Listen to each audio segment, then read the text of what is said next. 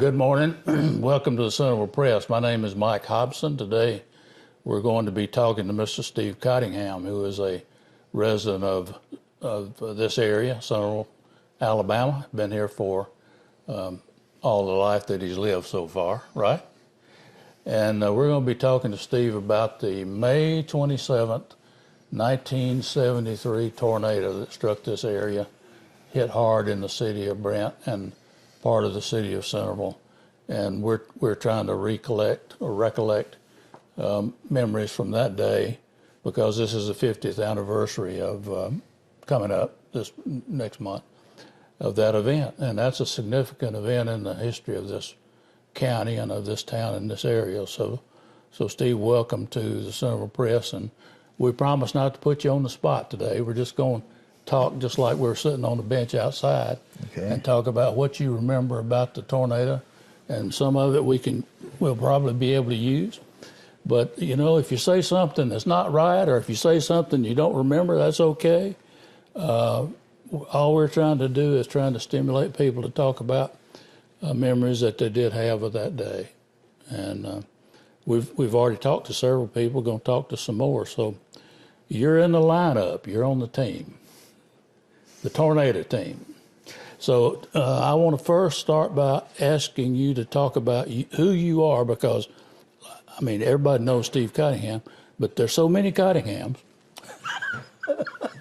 You'll have to tell us. That's right. I want you to tell the folks that are listening here who you are, who your wife is, who your kids are, who your parents were, so everybody can connect that who doesn't know anything at all about you. My name is Steve Cottingham. I'm the youngest son of Manus Catherine Cottingham, married to Carrie Lynn Crouch Cottingham, and we were dating at this time when the tornado came.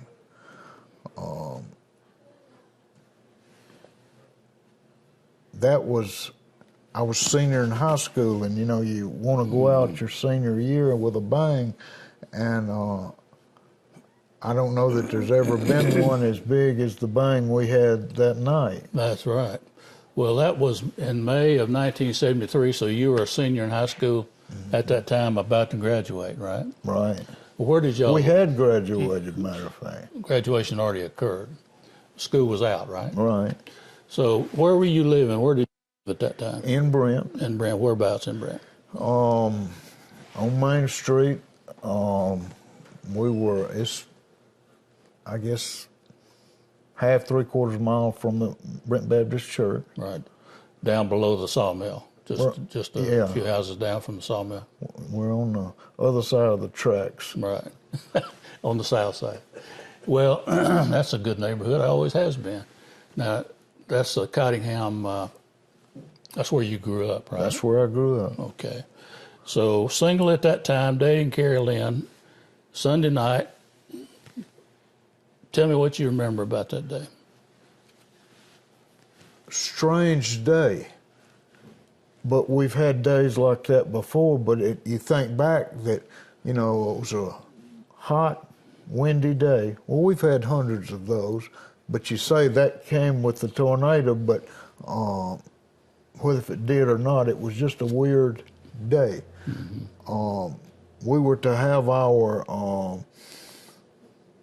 recognition of the churches, the seniors that were in the church, which was 4 or 5, I don't remember exactly, that night at church. And I had left church right ahead of the tornado to go get Carrie Lynn to bring her to the service. Walked out in the parking lot where the new Life Center is now, and eerie. Wasn't raining, wasn't dark, but it was eerie. Of course, you think back, and it makes it eerie. Got in the car, pulled out in the street, and drove up to, and I'm not exactly familiar with what street that is, but the First Street on the right, going towards Centerville. And power lines exploded right there. Still no rain, still no train sound, no, I have not heard that yet. Daddy said it sounded like a bush hog. But power, and I said, well, lightning has struck the power line, which it had not. Drove up just another half a block where he turned to go to Brent School, and the wind got really bad. Telephone pole broke off at the ground and at the wires also.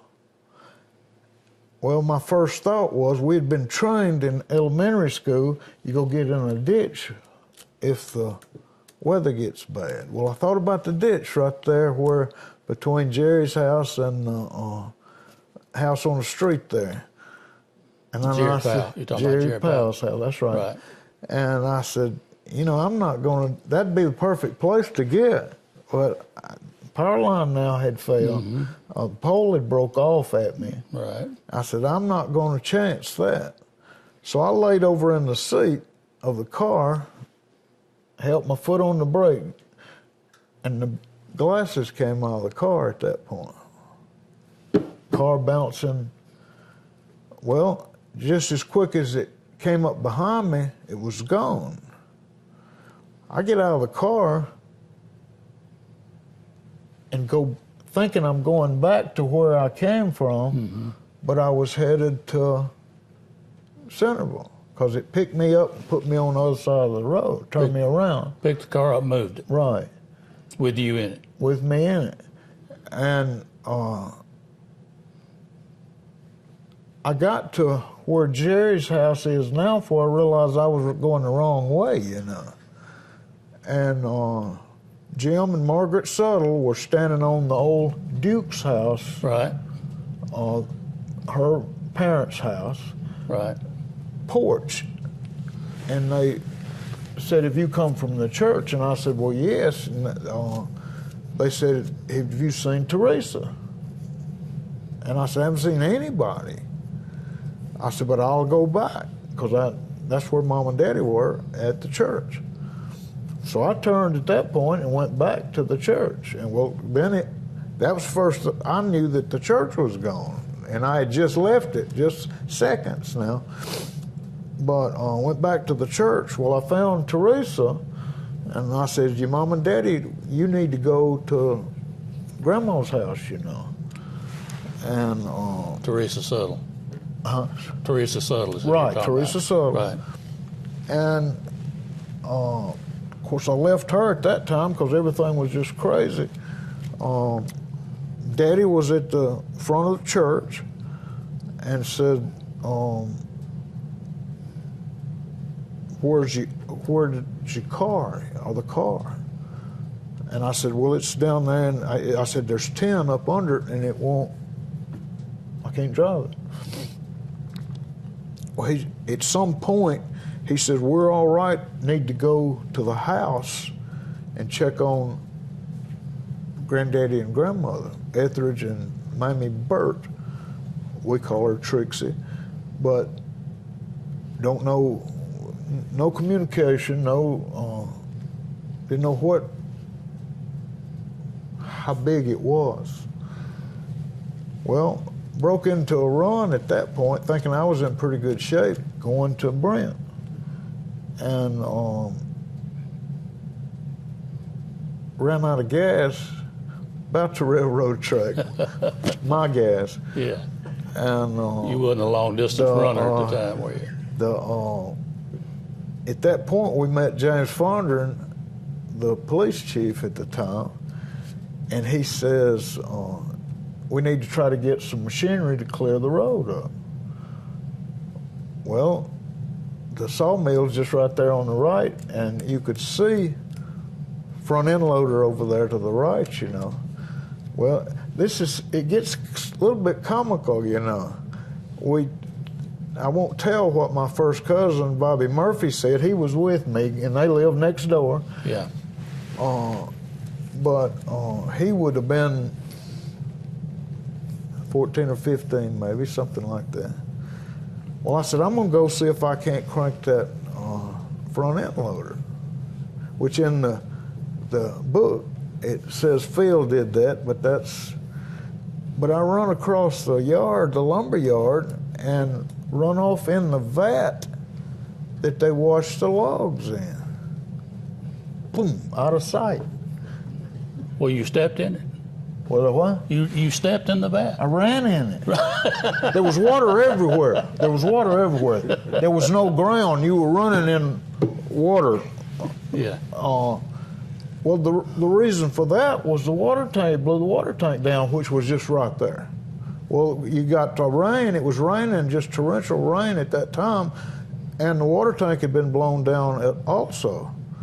So I run off in the log vat, and it was slick and slimy. You couldn't get out, you know. Well, I finally got out, got the machine cranked. It was on the other side of it, and the water tank had fell one side. That whole vat was on the other side. Mm-hmm. Well, you couldn't move it, you know. There wasn't nowhere to go. Well, I had never driven one before anyway, and I couldn't get it to turn off. I couldn't even get it to go dead. I didn't know you had to pull a kill switch on it. But anyway, I left it, just left it running, and went on to the house to see about grandmother and granddaddy. And of course, they got in the storm pit, you know. That wasn't new to them, but saw that they were all right. We turn around and go back to the church. Well, at that time, they were beginning to bring the people out, but there was no cars to drive. All the cars were piled up in the parking lot. And Daddy asked me, he says, what about the car? Just up the street. I said, I can't. I said, let me go see if I can get it. I said, it will run, you know. Well, I stomped the tin down enough to get it to jump over the tin and drove the car back to the church. And at that point, like I say, now it had no glasses other than the windshield. It did have windshield. And just torrential rain. They said, well, we're going to put Miss Faye Dottle in the car with you. And I told Daddy, I said, now, you need to drive the car. He said, no, you can drive better than me. Grew up at that point. Was your daddy hurt? No. He said, tend to your mama and go to the house and see. We didn't know what kind of damage we had. Right. But it was not terrible bad. And so they had Miss Faye on a table, brought the table out the front of the church, or they had her at the front of the church. I don't know how they got to there, but because I wasn't there. Brought her to the front of the church. They slid her in the back seat of the car, put Mr. Bill, her husband, in the car on the passenger side, slid her in, laid her in his lap. Mr. Arnett Marchant, which is her brother, Miss Faye's brother, got in the front seat with me, and he was a big man. On his knees, and they told him what to hold, because her leg was bleeding bad. Yeah. And bleeding bad. Mm-hmm. And the nurse, and I in there, what her name was, and I can't remember her name, but she told him, says, now you hold this, and you turn that loose, and then hold it back, or she'll bleed to death. Well, we get in the road and move on. Phil comes in behind me, my brother Phil. His car was running. I think he was on Burntcorn Hill at the time. He'll have to tell y'all exact on that, but his car was fine with the glasses. And he pulled in behind and got Miss Pauline Hunt and John Oden and maybe another person, but for sure those two. And he comes in behind me going to Marion, because we didn't know where else to go. But they had cleaned the road up enough through Brent that they thought or felt like we could get through to go to Marion Hospital.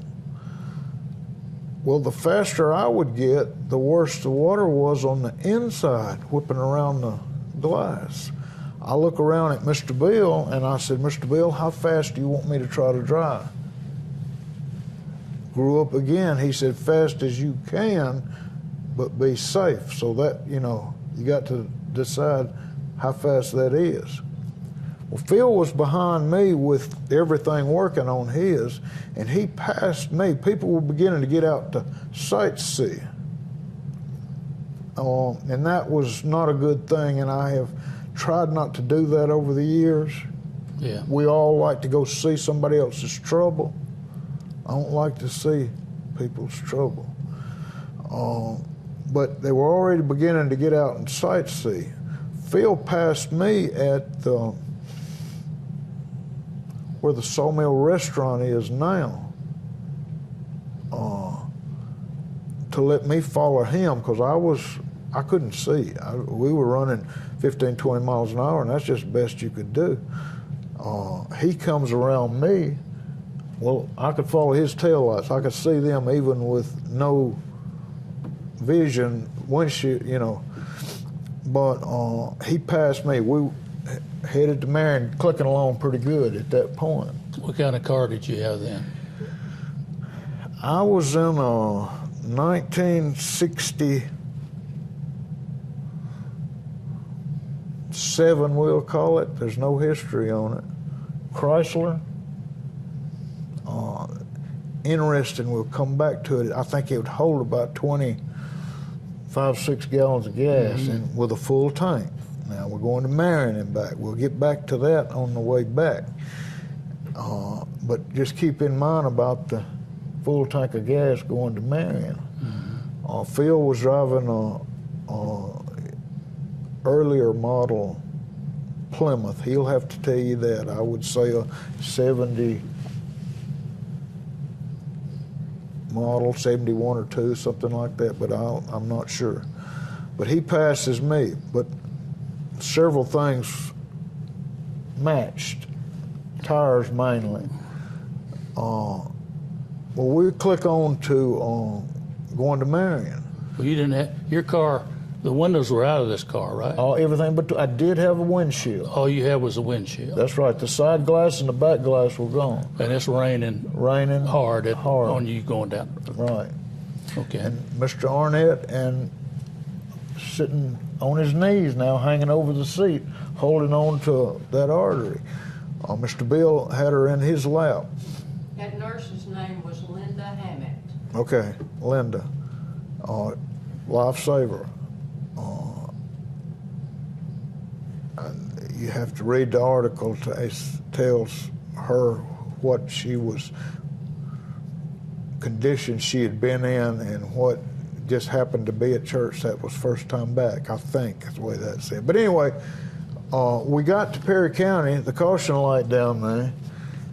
Phil missed the turnoff to the hospital, which is you turn to the right down the line going back to the college. Right. And he missed the light. Well, I mean not the light, but the sign of the street there. I turn in, excuse me, going to the hospital. Well, he turns around in the road, and now all of a sudden he's behind me now, which is not far around to the hospital there. Well, we pull up under the shed. They had a lean-to like shed at the emergency room back there. Pulled up under it. He pulls in beside me. Well, his front 2 tires go flat when he pulls in, both of them. Well, we get Miss Fay out, or they come. I don't know how they got. I don't know whether they were waiting on us. I don't know how there was any communication for that or not. But we got people out. Got Miss Fay into the emergency room. Well, then they began to unload Phil's car, and we were in, and we were ready to go back home. Came by the emergency room, and at that point was the first time I had physically seen Miss Fay's leg, and it laid up there, in sight. Well, I'd never been queasy before, but I got sort of queasy at that time. Well, Phil pushes me past the door to get me on, you know, and kind of, I hate to say it was comical, but that was a weak spot, you know. It was bad. Her leg condition was bad. She wound up losing the leg over the deal, but we got out. Well, the car deal, him with 2 flat tires, my spare would fit his car and his spare, so we got his car back movable and we head out home. We'll call it 25 miles. It's not that far. The next morning after the tornado, went outside to crank the car. Phil was living in a trailer on Burnt Corn Hill. Didn't even know the condition of his, and the car was out of gas. That 25 gallons of gas. Drove 50 miles and run out of gas. Come to find out, the gas lines meet up under the car with a little rubber hose just this big, where the tank line meets the fuel pump line. Some of y'all may have seen that, and you just got a rubber hose to have some. That tin had cut that gas line completely in two. It wasn't even matched up, but it was sucking enough gas to keep going. Well, they tell us that Miss Fay would have died if we'd have been 5 or 10 minutes later. And we were that close to just running out of gas, not having an accident, but just running out of gas. It's amazing that you were able to get there. So that was, we tried to crank that old car thinking something was wrong with it, till we found out that gas line had been, that tin that was blown up under the car cut that gas line in two. And just, I don't know why the Lord let this happen, but he also did some miracles in it. There was some good things that came along behind it. Mercy. Of course, getting back to I was going to get my girlfriend to bring her to church and switched cars. A tree had fell on my personal car and drove it out from under the tree. Didn't know whether she was alive or not. No communication, just to Centerville. And we were talking about 10, 11 o'clock by then. But they had no damage at their house in Centerville. It turned and went up Highway 25, the tornado did, or up kind of the river, in a sense. Right. But that's... So they lived in this house right here at the bottom of the hill at that time? No, they lived where Rich Queen lives now. I can't think of the... It's up Highway 25. Up Highway 25, turn up Off on to the the hill. right. Yeah. But they had moved from... They'd already moved from that White House. where Nanette McKinney lives now. Okay. Well, your mama and daddy both were at the church when the tornado came through, Right. but neither one of them had any injuries. Skints and bruises, I guess, but no injuries. Now, your dad is Maynard Cottingham and your mother's Catherine, right? That's right. Right. So She was down in the basement. Daddy was in the front of the church laying on one of the Horton boys, I think. And they didn't have a clue what was going on. They thought he was beating up on them, I guess, until the top of the church came on. Mm-hmm. But there's no telling what would have happened to them if he had not grabbed them up. And I think John Meggs was another one that grabbed a child or two up, and talking about little children, and stuffed them back in the church. Right. Well, after you finally got back to your house, was your house not affected by the tornado? Not Seriously? really. We had just put a roof on that house the year before, or possibly that year. Yes, the roof was damaged, but not severely. My grandmother and them's house, I won't say it was a total loss, but almost a total loss just next door. Tornado jumped around. Across the hayfield, I think there was a man killed over there in a house, and I can't remember his name. So Etheridge Burt, your grandfather? Say that? Etheridge Burt was your grandfather? Yes. Okay. So your mother must be a sister to Ann? That's right. Is that right? That's right. Ann Murphy is your mother's sister? Okay. That's right. Yeah, I didn't realize that. Really? No. You know, when you talk to people, you find out Small everybody's world. kin to everybody. I can't remember, and I did not make that connection.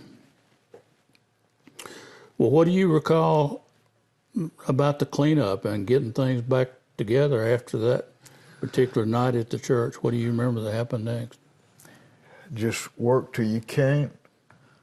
I thought I was in pretty good shape at that age, but I was not.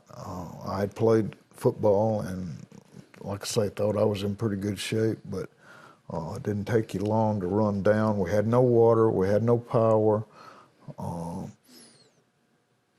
gas, but nothing other than heat in our house had gas anyway, so that didn't affect us that time of year. But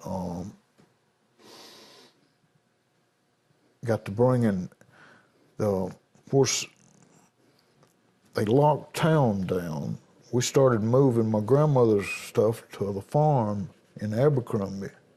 Had a house down there that you could put furniture and stuff in. And they let you leave.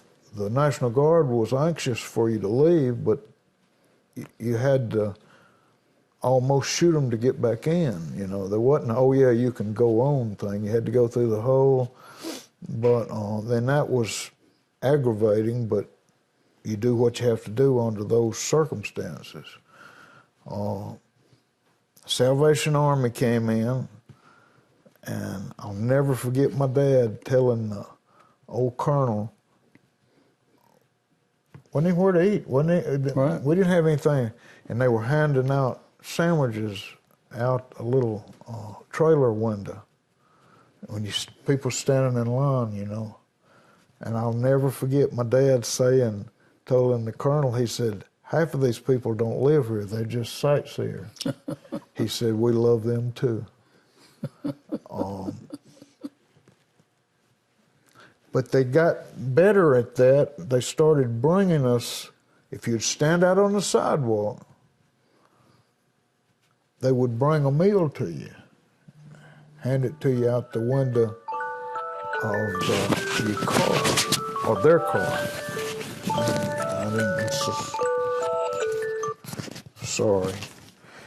Probably, Wish you'd have had that back then. that's probably your boss calling right there. Want to know where you are. Your wife. Saw my dad cry the first time about that plate because they handed him a plate, and the plate folded on him, and his sandwich fell off on the ground. Now, getting back to the sightseers, the traffic was reminded. The only time we'd ever seen traffic like it was after the storm was you go to a big ball game or go to Panama City. That bumper to bumper, walking speed traffic. To see us with the same clothes we'd had on for a week, standing out there to get a sandwich, and that was, I never, there was some bad storms after hours that everybody wanted to go see to compare, and I said, I don't want to go see people at their worst. But thousands, I think I'm okay by saying thousands of people came to see just how pitiful we looked. And they got their money's worth. What did you think? What were your thoughts when you got up the next morning and could see the extent of the damage all in the area? What did you think about that at the time? Well, there was so much to do. We went to Brent to help with the Meggs, his close family. Dr. John's dad, mother and daddy had a drugstore there and helped them with that because it totally destroyed that in Brent. There was so much to do until you didn't have time to sit and think about it, of what you just wake up tomorrow and you go back to doing the same thing. It took several weeks before you had time to think about what had happened, and then it was just awful to say, you know, Brent was gone to never be the same again. And there was talk about merging with Centerville, and that gets kind of comical too, but that was a no-go thing, but all kind of possibilities of what do we do next, you know? Where do we go from here? Right. Well, your grandfather's house, I think you mentioned that it was destroyed. We moved their furniture to the farm, and they went with it, you know. Okay. So they didn't have a place to place live. to go. But they finally, when FEMA got involved with bringing some trailers in, they got a trailer out of the deal. Mm-hmm. So as they were patching it back up their house, they had a trailer in the yard there. So that helped tremendously. At our house, electricity changed. It came from Brent Way to us, and then there was a pole there that changed the power. From there on came out of Perry County. Mm-hmm. Well, when everybody got their power but us, ours had to come in from the other direction. So it's hard to understand still today of why you could have power, but next door I can't get any power. And right. the lines you think are all hooked together, but they wasn't at that time. Yeah, not very many people understand the power grid. It's very confusing. Well, the recovery after the storm, did you stay occupied for several weeks trying to clean up? Yes, everybody did. I mean, that was just, of course, by being out of school and a student, wasn't like I didn't have a job to go to. I didn't have one at the time. Now, right.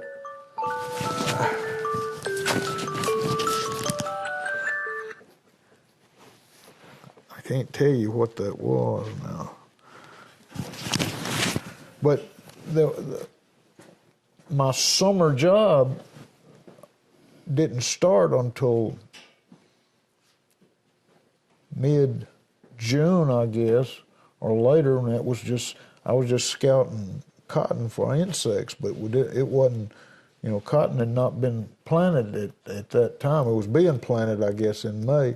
Plant your cotton in May, but that we had nothing I had nothing to do other than clean up. Phil's how much older than you? 4 years. 4 years, so he's already... He would have been 22. He had already had his birthday. I didn't have mine until June. Okay. I was 18 in June. What did your dad do at that time? What was his occupation? He worked at U.S. Steel in Bessemer. Okay. Commuted to work every day? Yes. And did Miss Catherine did she work? No, back at that she time? was a homemaker. Housewife? Well, I knew them growing up, and I remember them very well, Mr. Manus well, from when I was 16 or 17. Well, I want to ask you a couple of things about some pictures we've got here, about some places before the tornado came through there, and I've got a few pictures here, and I wonder if you recall what that photograph is right there, what that is. If you would, Steve, when you identify one of those pictures, just turn it around where I can see it on the camera, okay? Yeah, we'll Okay. turn it around. We'll give them a chance to look at it. Of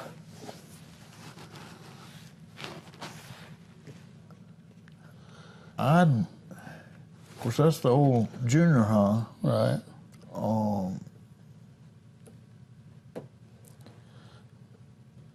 We've been. I'm not sure.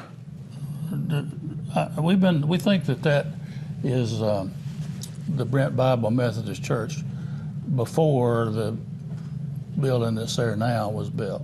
That they met there in that church right over by the grammar school.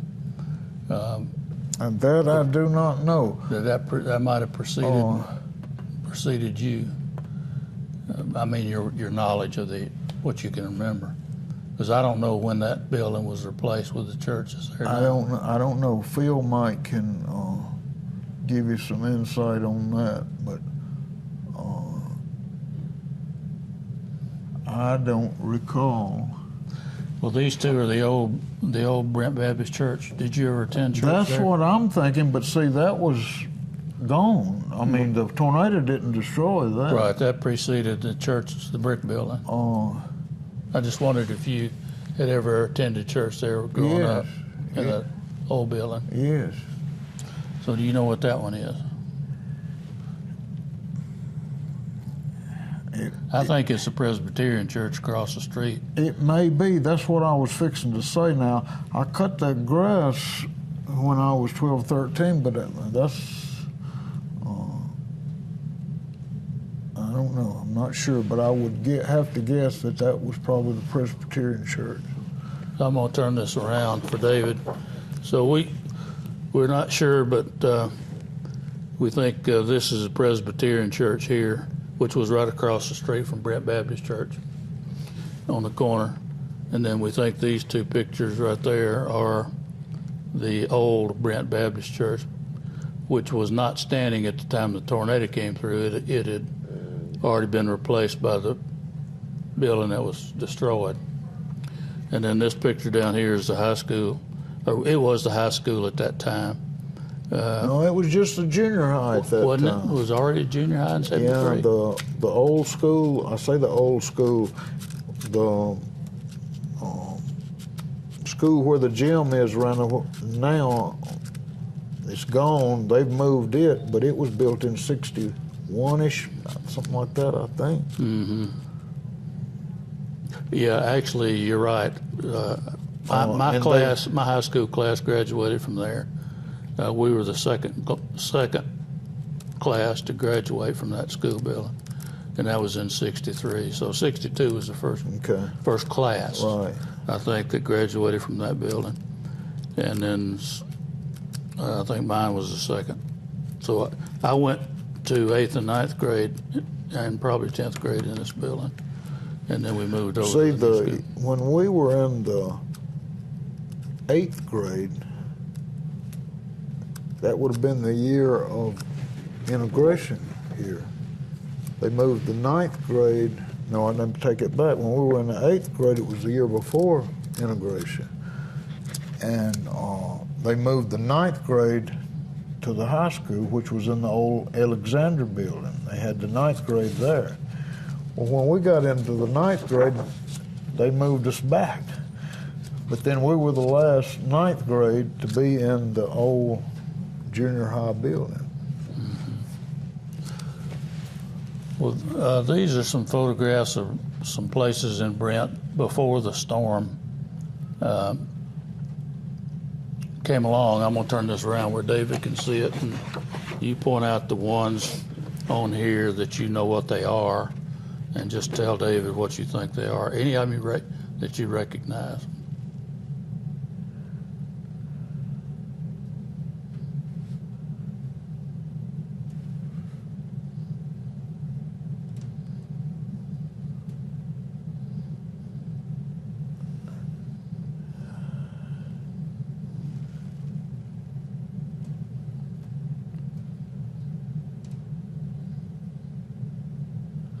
I think this picture here is also the old Brent Baptist, and maybe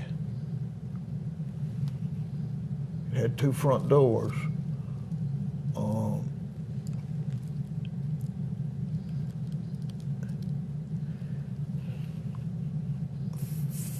Phil's gonna be able to help you with some of this, because I think these stores were possibly Bib Supply and James Hardware at the time.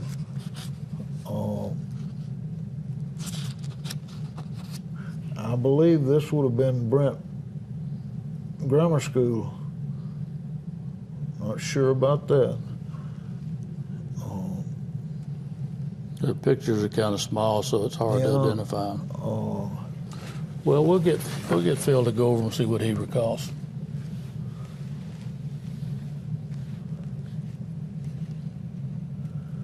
I tend to think some of this is going to be your. It was a Ward's Mercantile. Not sure that's it, but right there at the railroad tracks, which would be where the parking lot is now. All right. Well, you grew up in Brent, went to Brent School, right? Right. So,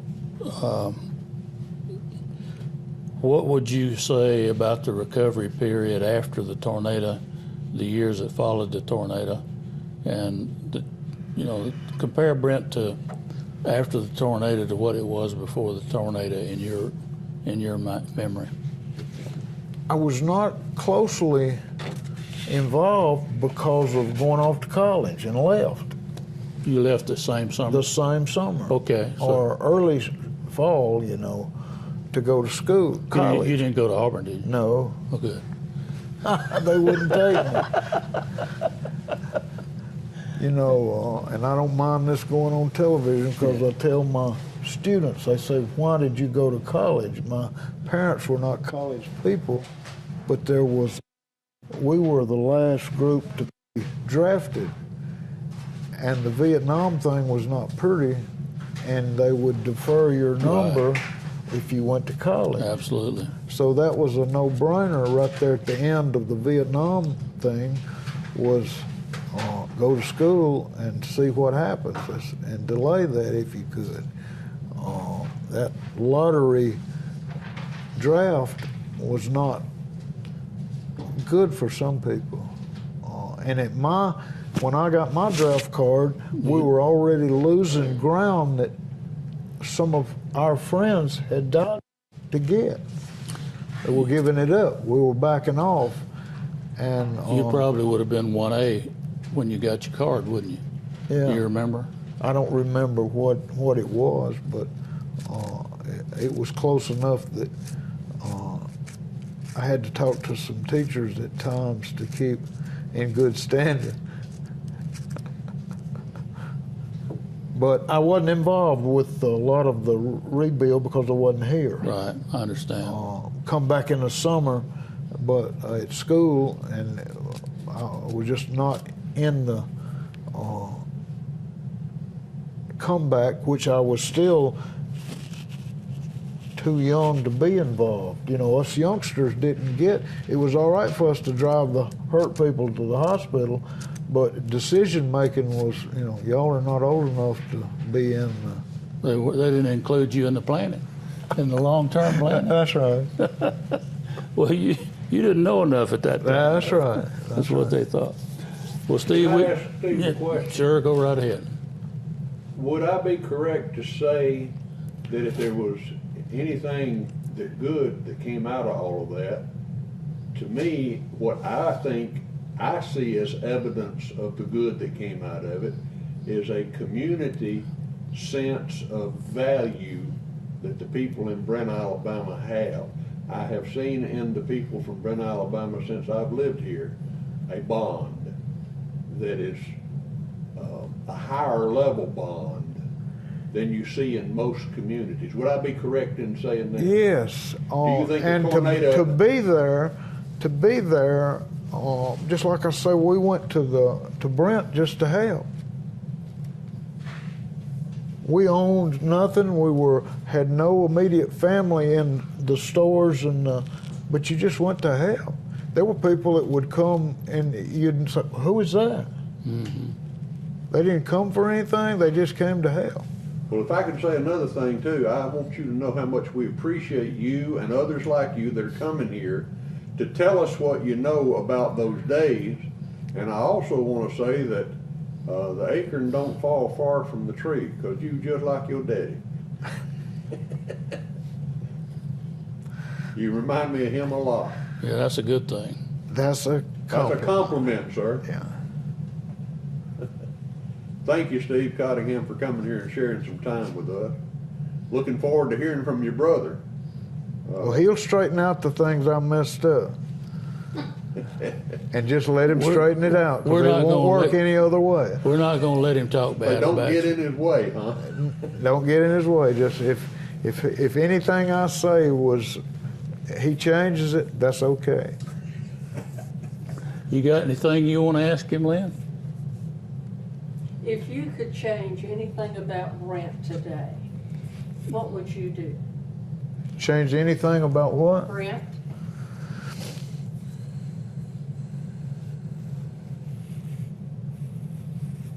I say you need another tornado and start over again. I liked the old system, the stores out on the street, but I think everybody did the best they could with what they had. I don't know that there were a whole lot of choices to do it any different. Some of the stores didn't come back. Things was going bad before the storm. So I hate to say that it might have been a good thing for some. Young folks didn't do like we did and stay. Young folks left, people's children left. I don't know whether if they were encouraged or they just said, I don't want to live here anymore. I don't know which that was, but we're of a minority by staying at home. And did stay gone when I went to school, stayed gone for several years, but worked our way back. Can I ask for you to give me your estimate of the number of people that you were in school with prior to the tornado that did not stay here after the tornado and moved on? Would it be 50%? 70%? Do you have any idea of an estimate? I don't know, but real soon I'll have that, because this is our 50-year school anniversary. Yeah. And I talked to a good friend of mine that grew up here, not in Brent, but in Centerville, but went to school with us, that lives in Texas now. And they had a family of 4, and I think half of them are moved out of town. So Would you get back with me and let me know what you find out at your reunion? I will. I would just making a guess, rough guess.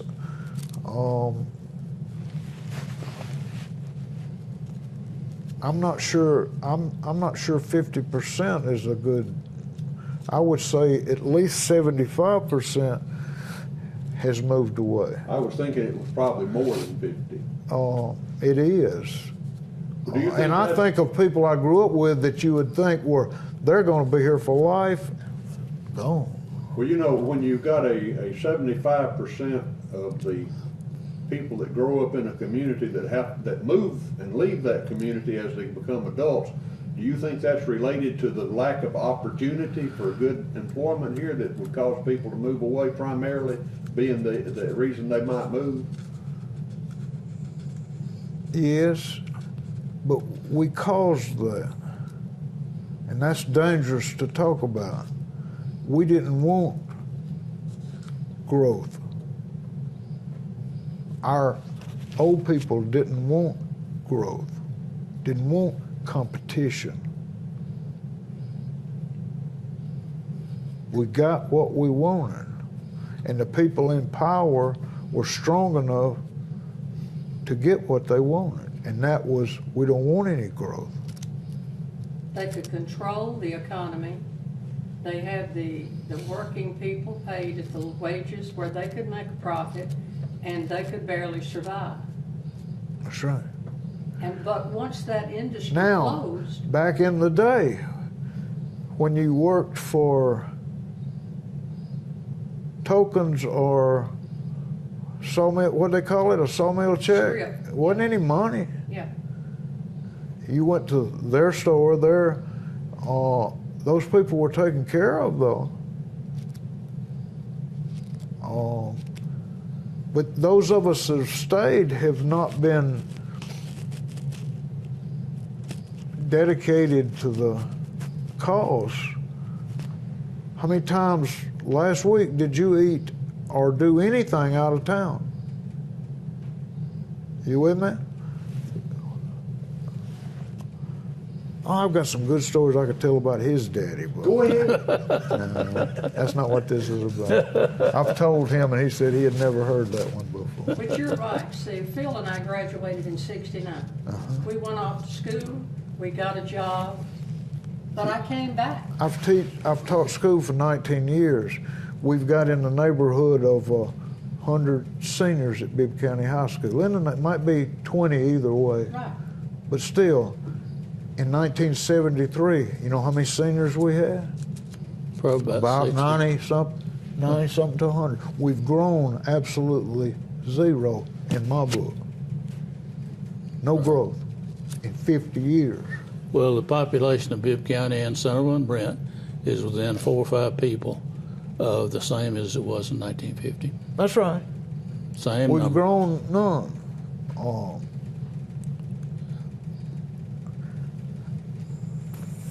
Do you think that's from I don't know what- a lack I don't of, know. lack of leadership or planning on the part of those that are in the position of making decisions?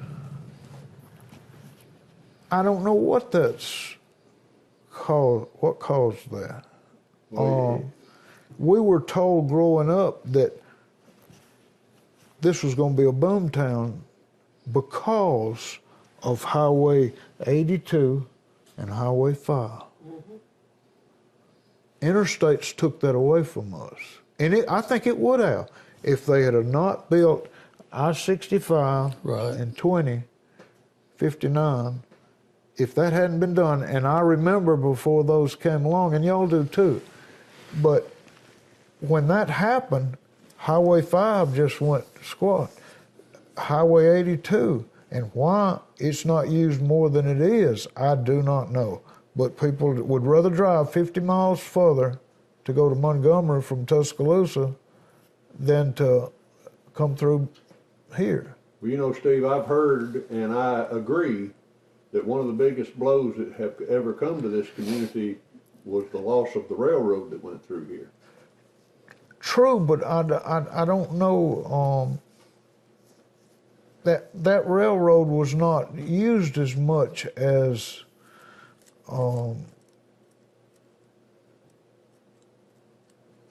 you think railroads are used. There was a lot of lumber and pulpwood and that kind of thing hauled out of here, but trucking was able to handle it cheaper than railroad. And you know, I don't know ND Cash shipped all of theirs via truck too. what that. ND Cash, Yeah, it went on yeah. truck too.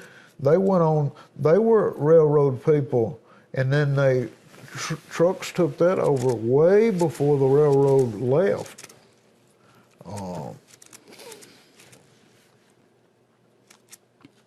We have, if people were. You know, Randolph was supposed to have been the big deal of Bibb County, but we moved it away, and they lost a Holt because of they've still got their railroad.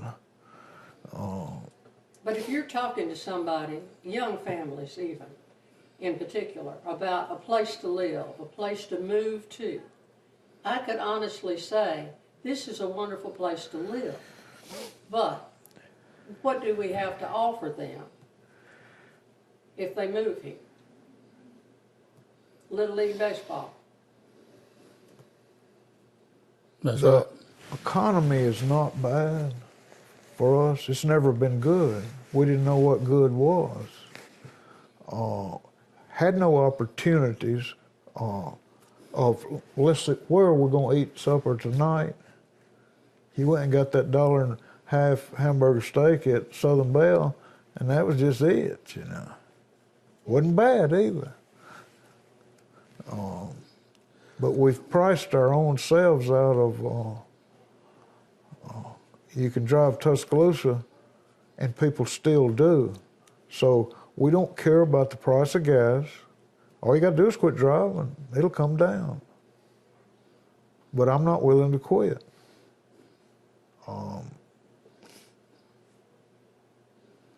I'll do without something else before I'll quit riding in the car. Right.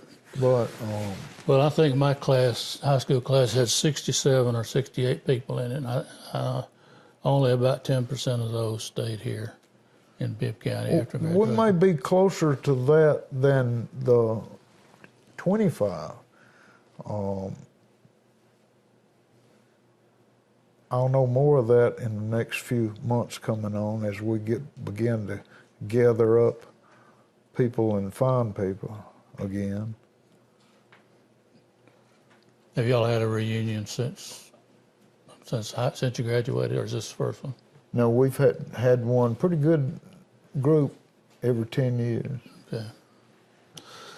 Well, Steve, thanks again for coming and talking to us today. We really do appreciate it, and we'll try to not throw you under the bus when Phil gets here. Was an experience that I hope, plane crashes, weather, fires that you say, well, that won't happen here. Sometimes it does. Yes, it does. But it was an experience that I hope nobody else has to experience. And there's no way to understand it without being there. Running off in that log vat, thought that was my time. Yeah, you probably thought you wasn't going to get out of there. That's exactly right. I didn't have a clue what had happened. You know, where did I go? What's happened to me? I thought I might be on the route to the pearly gates at that time.